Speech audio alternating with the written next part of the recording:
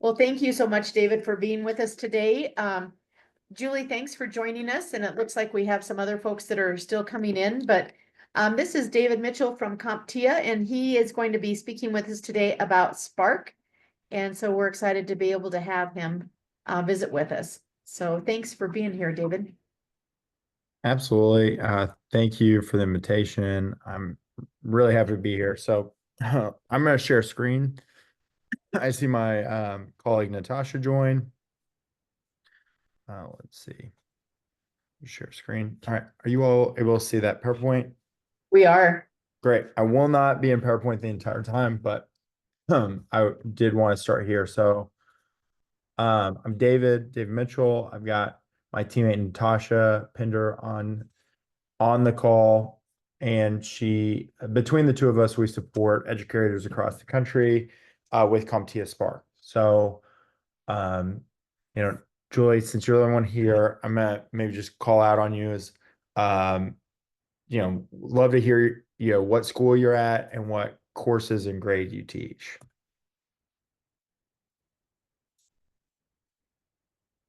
And feel free to come off mute or do it in There we chat. go. Okay.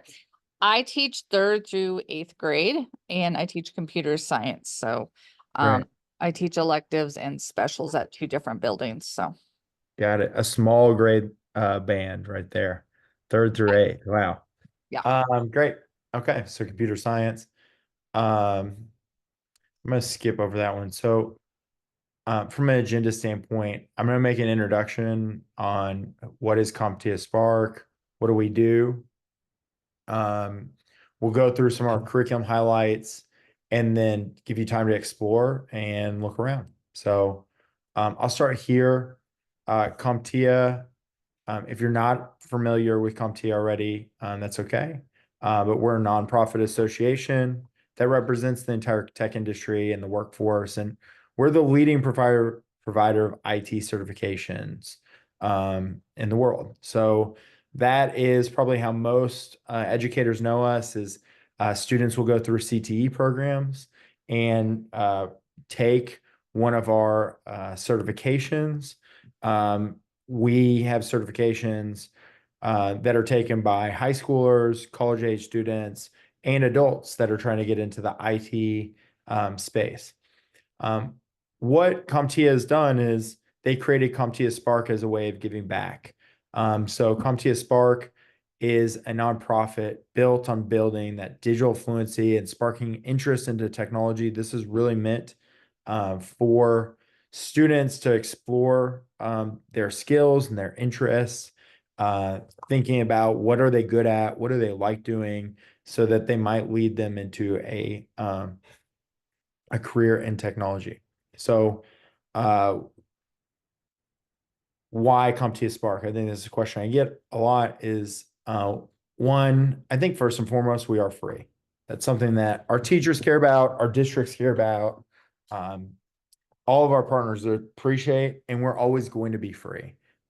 We do not have an upgraded version that's behind a paywall. There is no, we're going to call you down the road and ask you to start paying for us. This is a free curriculum provided by CompTIA Spark based off of CompTIA's contributions along with some of our generous business partners that want to see more students interested in careers in technology. The second reason why this is a curriculum that teachers are really adopting and why districts like it too is it is connected to real careers. So we've tried to bring our knowledge base from CompTIA down to the middle school level that would be appropriate. And then finally, we've made it easy to implement. So if you are an expert in cybersecurity, that's great. Most of the teachers that teach this at the middle school level, I would say, are not experts maybe in cybersecurity or at AI or a number of other things, and that's okay. We try and make this approachable for anyone that can teach this. So next, we focus specifically on middle school. So this, I think, Julie, for your case, You might be able to roll this down to a lower grade level, even like 5th or 4th grade, but typically this is used in a 6th through 8th grade class. Like I said, sometimes in a 5th grade, sometimes in a 9th grade class. But we found that students are building that independence, trying new things, and really thinking about the future. All the research that we see shows that students want to start thinking about their careers at the middle school level, and this is a good time for them to start, especially before they start building those key skills in high school. So with that, I'm going to dive into our curriculum in a little bit more depth. Where I like to start is how we built this. So we've got 2 types of units. Our tech exploration units are emerging tech units. Our tech exploration units are built with the young learner in mind, thinking about how would they explore their skills. So we created real life projects, real world projects that simulate collaborative working spaces, allowing them to try out a lot of different things. So you'll see when I highlight some of these that their skills are going to be used across a number of different um, um, pieces of the unit. So they might do something very technical, very business minded, might some 3D design even. So they get to try out a lot of different things. Our emerging tech units, on the other hand, are a slightly more advanced. They're more focused on those cutting edge topics. Those units are a little bit more straightforward. They are like artificial intelligence, cybersecurity. We'll dive into how we approach that.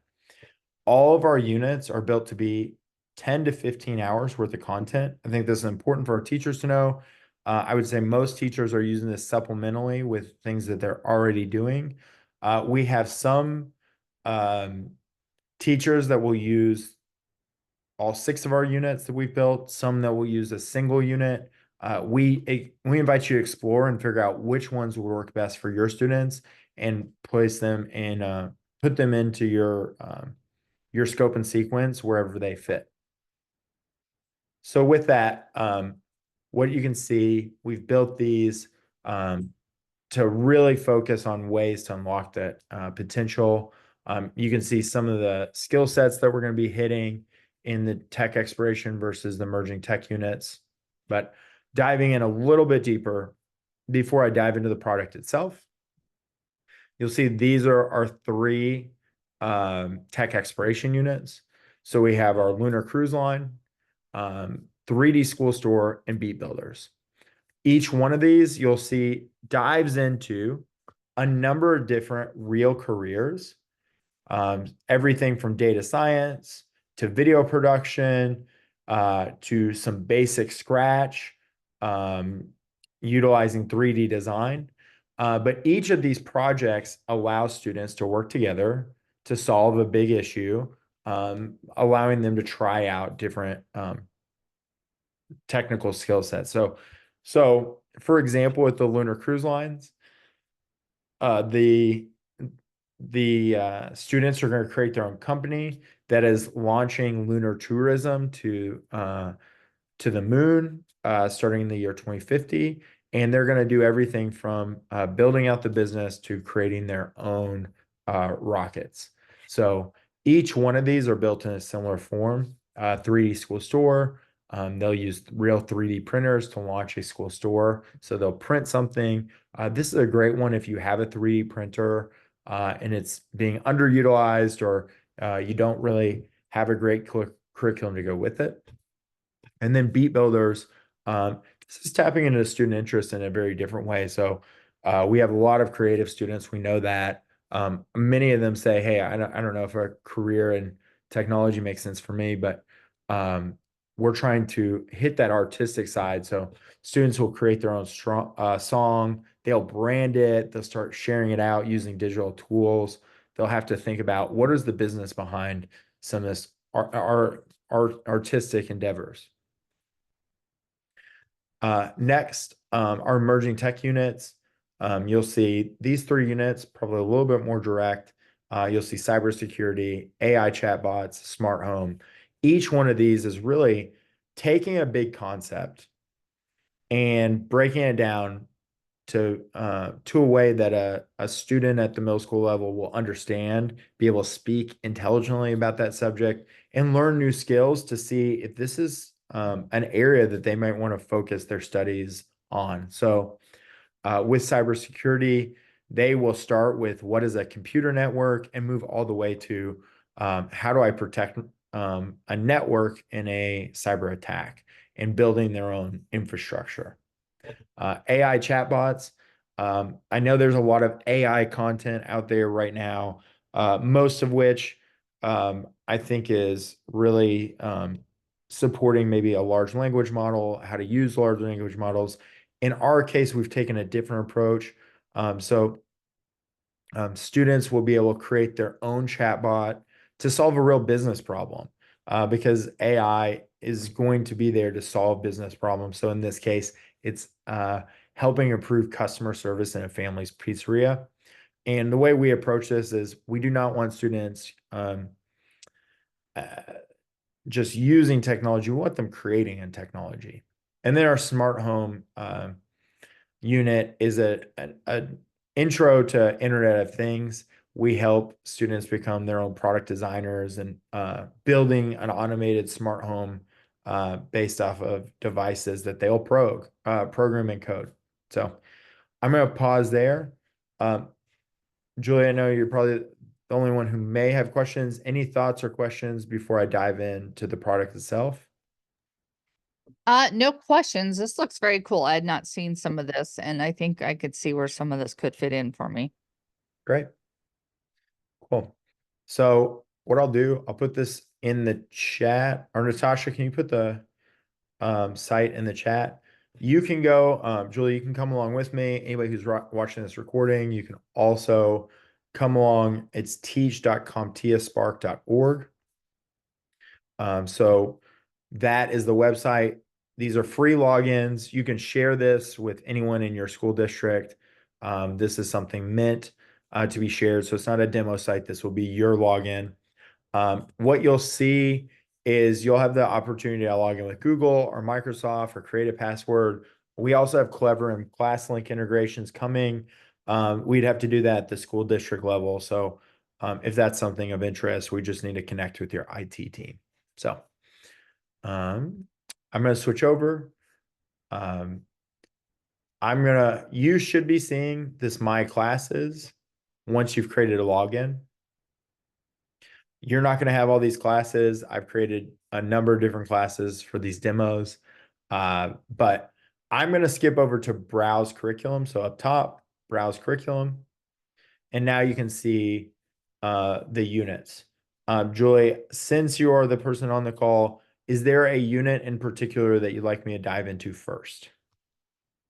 I would be interested in the cybersecurity. Great. Perfect. I'll use this as a way to kind of introduce all of our topics, but if we dive into cybersecurity, a few things to note. We have teacher resources. So you'll see lesson plans, slide decks, worksheets are all there. If your district is Microsoft, they'll be able to have the Microsoft version. There's a Google version also. We kind of assume 50% of the market uses each one. They have unit plans in here too. So that gardening starter guide is a unit plan. Coming back, like I said, this is going to be about 15 hours worth of content. So if you're teaching a class once a day for an hour, we assume this will take you about 3 weeks. If you see a class once a week, I would imagine this will take you about 9 weeks to go through. And then there's everywhere in between. I know some people have block schedules. We've tried to make this as flexible as possible because we do know there's so many different schedules in middle schools. I will start here. Preview lesson. So lesson 1, we start with a very simple video. We're going to start at the very basics because we recognize that most middle schoolers do not understand how networks work. They don't know how computers talk to one another. So we can't talk about cybersecurity until they learn those ideas. So this is why it's easier for teachers to teach, is because we have delivered a number of these videos in or we've delivered a content in video format. And really the teacher's role is to be more of a facilitator than having to do direct instruction. So How do computers I'm not going to talk? show the entire thing, but I'll just show a minute of this video to give you a sense of what it looks like. And we do have closed captioning in English and in Spanish. So To each other? After all, when we message with a friend, send an email, or watch a video on TikTok, computers are talking to each other across the internet. First, let's get into the terminology. When we say computers, what do we mean? Well, it could be any number of different types of devices, including smartphones, laptops, desktops, or gaming consoles. These are all different types of computers. Now, in the rest of this unit, we're going to be using diagrams to explore how networks like the internet function. In those diagrams, we're going to represent computers with squares that look like this. Okay, what do we mean when we say talk? Well, computers speak in a language called data, and that data is sent between computers in little bundles called packets. In our diagrams, when you see a square with rounded corners, that represents a packet. What do we mean when we say to each other? How do computers talk to each other? and we're going to pause there. So with that, you can see we're going to break down big concepts, introduce key ideas, key terms that students are going to need to understand. And then after we do that, we'll move into a cyber simulation. This simulation is meant to hammer in the key points from the videos for students. So this is a non-network game. This allows simulation. This allows students to work on one computer, so they're going to work together. This unit, you are going to Here are the rules of the game or the simulation. I'm going to highlight these for you myself. But essentially, each one of these big boxes, blue boxes, is a computer. They're going to take the data in their computer to send to a corresponding computer. So you'll see green data box will go to the green computer. I'll deliver that. Now my turn is over. And I pass the computer on to the next student. What inevitably happens is this router ends up overwhelmed, slows down the entire game, and that allows us to talk about network speed.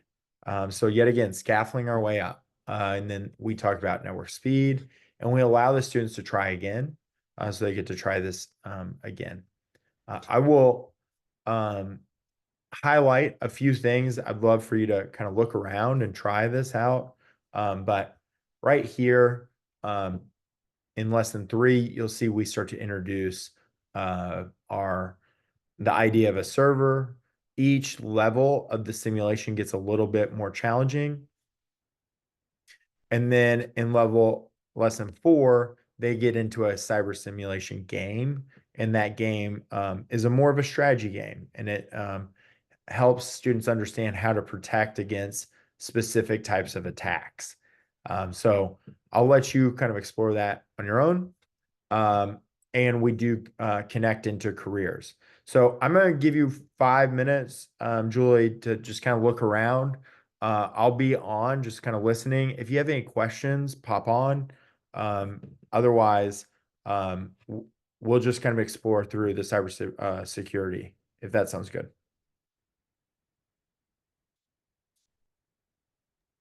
Perfect. This looks very interesting to me. Thank you. Great. Yeah, look around. Let me know if you have questions. And I'm going to be on like listening, but I'll give you like 5 minutes to kind of like explore.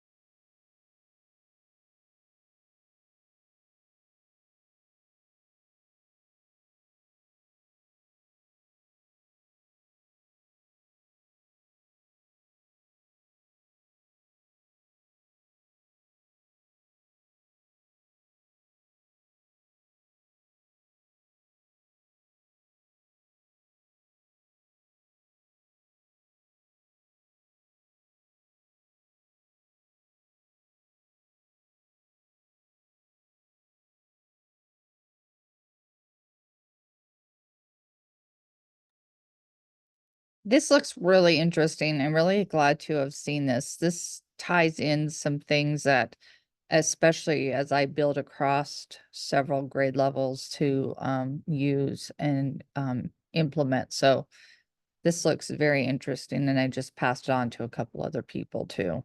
Right. I'm so glad to hear that. I think that we're seeing it's a really good introduction to cybersecurity for our middle schoolers, especially to get them interested into maybe those career pathways a little earlier. Right. Cool. Any questions on how this is set up? And I would, like I said, the game is probably like this level 6 is probably my favorite, because it is like a strategy game. Here, I'll pull it up. So you can see the students are tasked with like getting to a financial goal. And they get there by each time they deliver a packet, they get paid.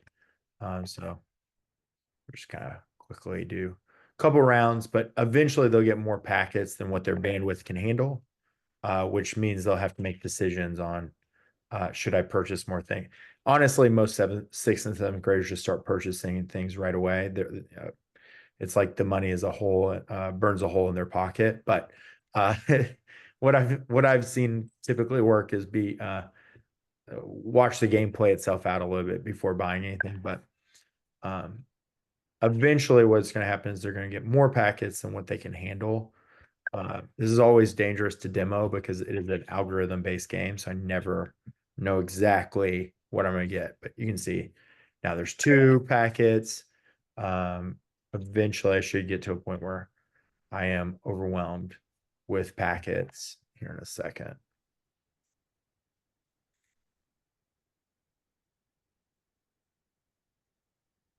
And so it warms me here. Here's server overload. So I've got to make a decision. Do I buy more bandwidth or another server or purchase a firewall to start balking?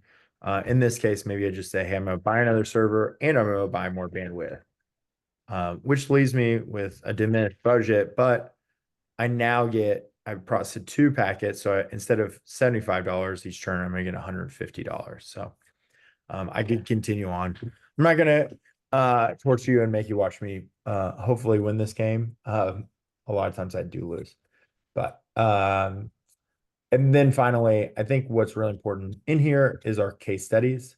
Hopefully you saw those. So those are real life case studies that allow students to dive into the real world of cybersecurity.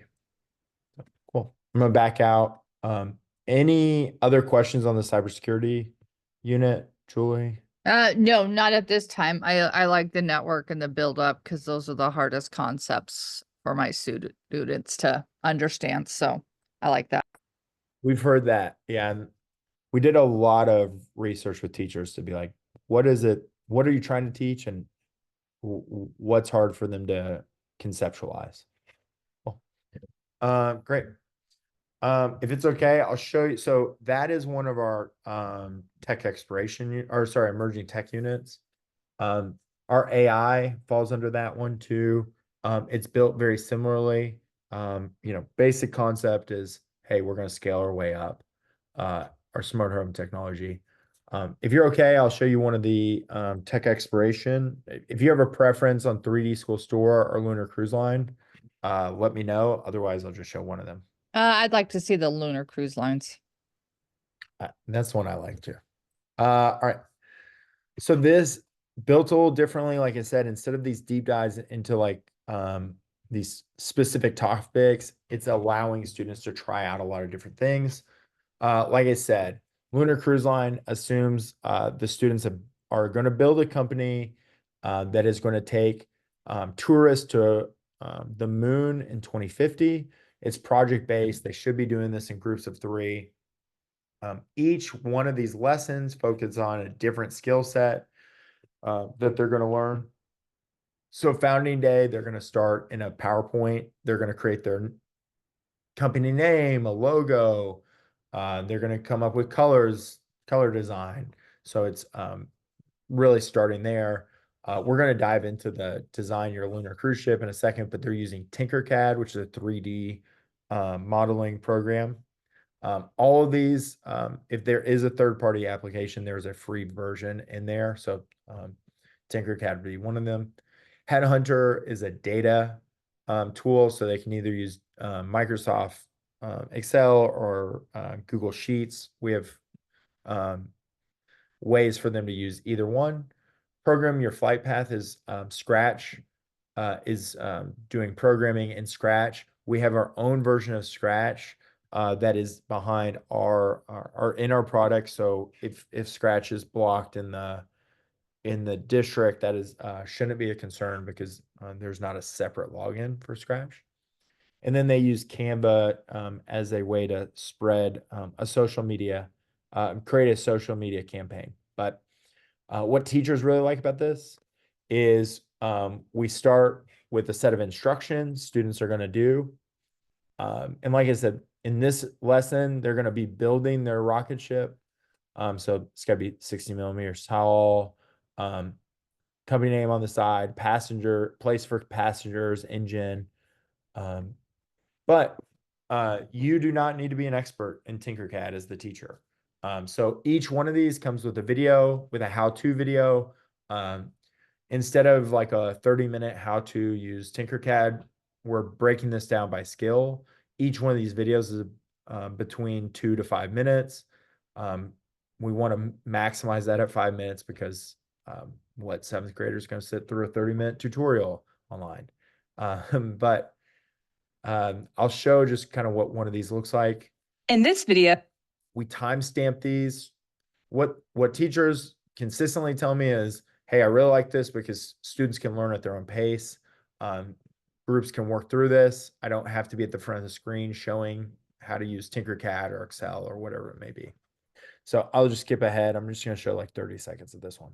thing we want to do is make sure your shape library is open, okay? We're going to drag 2 paraboloids to the work plane. All right. We're going to make one of the paraboloids and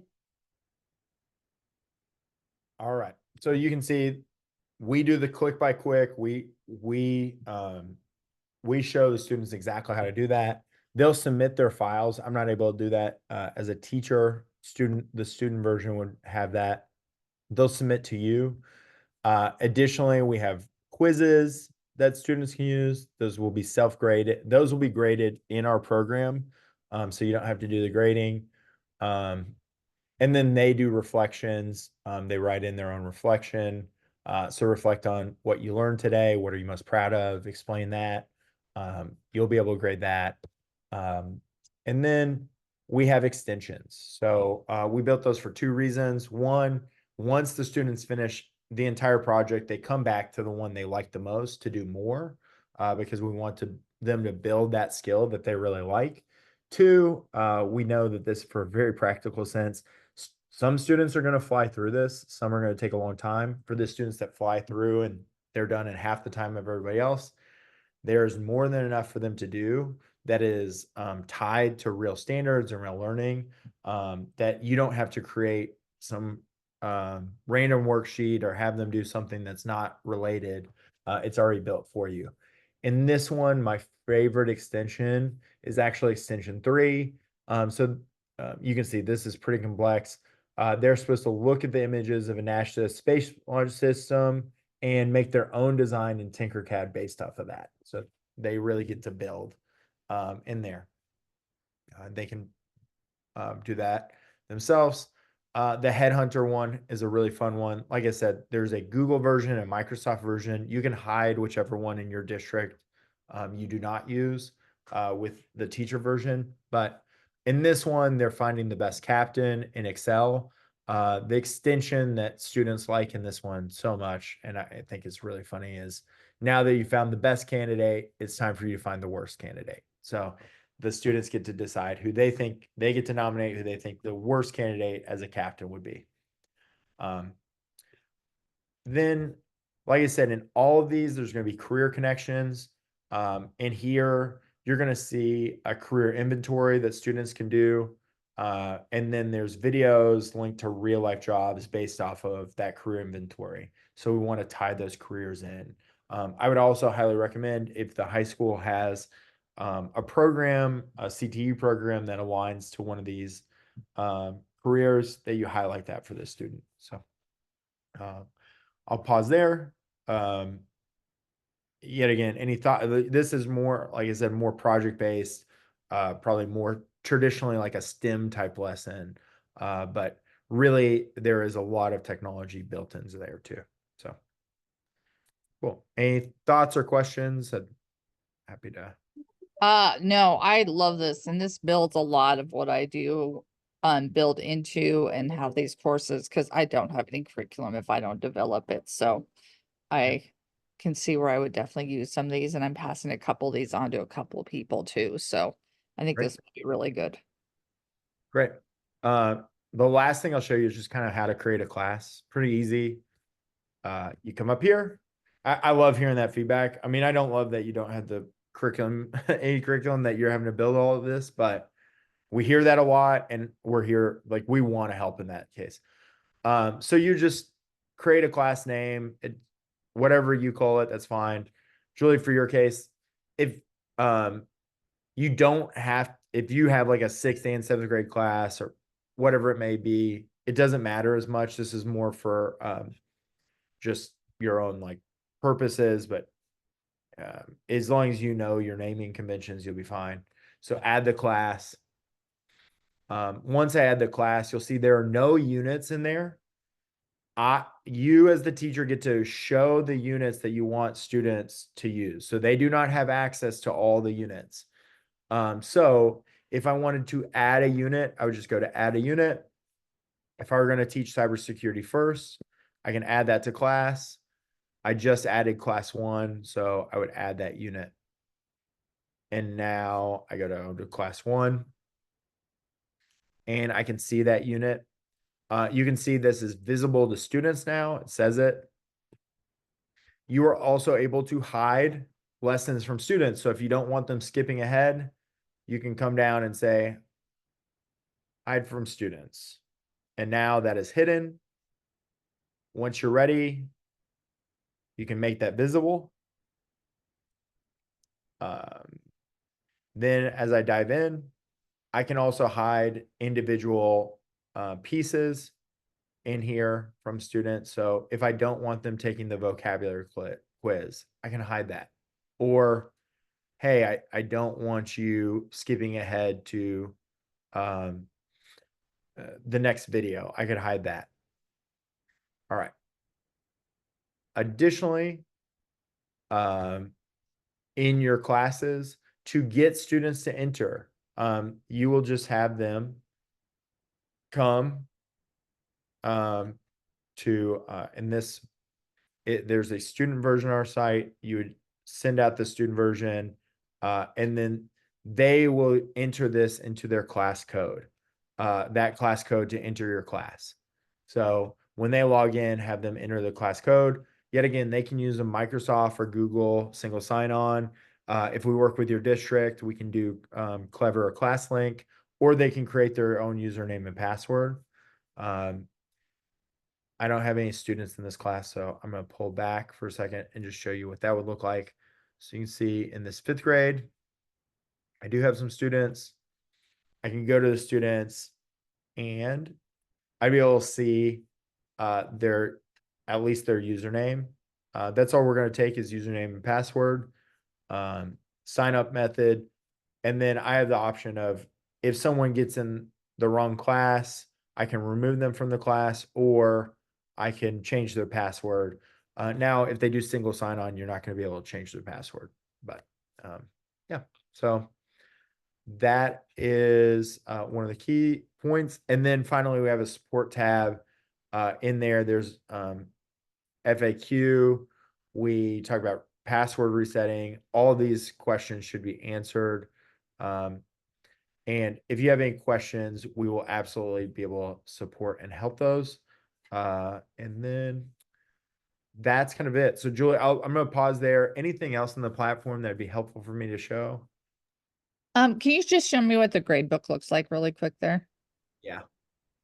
This is something we're going to be working on second semester, honestly.